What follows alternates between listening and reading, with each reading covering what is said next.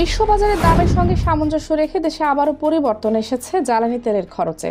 সরকার নতুন মূল্য সমন্বয়ের ঘোষণা দিয়েছে, যা কার্যকর হবে রোববার রাত 12টা থেকে। জ্বালানি ও খনিজ সম্পদ মন্ত্রণালয় এক সংবাদ বিজ্ঞপ্তির মাধ্যমে তথ্য জানিয়েছে। সর্বশেষ সমন্বয়ে প্রতিটি জ্বালানি তেলের দাম লিটারে 2 টাকা করে বেড়েছে। এর ফলে ডিজেলের নতুন দাম দাঁড়িয়েছে প্রতি লিটার 104 টাকা, যা আগে ছিল 102 টাকা। একইভাবে অকটেনের লিটার এখন 124 টাকা দিতে হবে, যা পূর্বে ছিল 122 টাকা।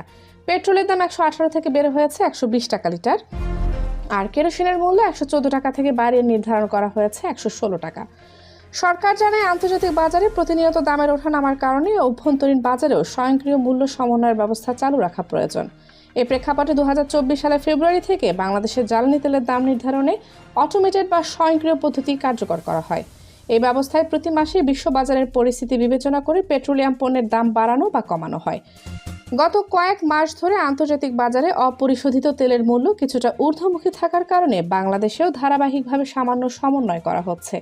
এর আগেও কয়েক দফায় দাম বাড়ানো কমানোর ঘটনা ঘটেছে।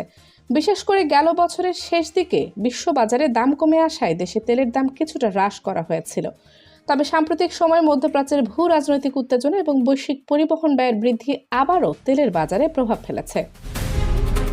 বিশেষজ্ঞরা বলছেন, এই স্বয়ংক্রিয় সমন্বয়ের পদ্ধতি আন্তর্জাতিক নীতির সঙ্গে সামঞ্জস্যপূর্ণ হলেও তার প্রভাব সরাসরি ভোক্তাদের উপর পড়ে। পরিবহন থেকে শুরু করে নিত্য প্রয়োজনীয় পণ্যের দাম পর্যন্ত সবখানেই এর প্রতিফলন দেখা যায়। এমন পরিস্থিতিতে বাজারের স্থিতিশীলতা বজায় রাখতে সরকারকে নজরদারি বাড়ানোর পাশাপাশি ভর্তুকি নীতিও বিবেচনা করতে হতে পারে।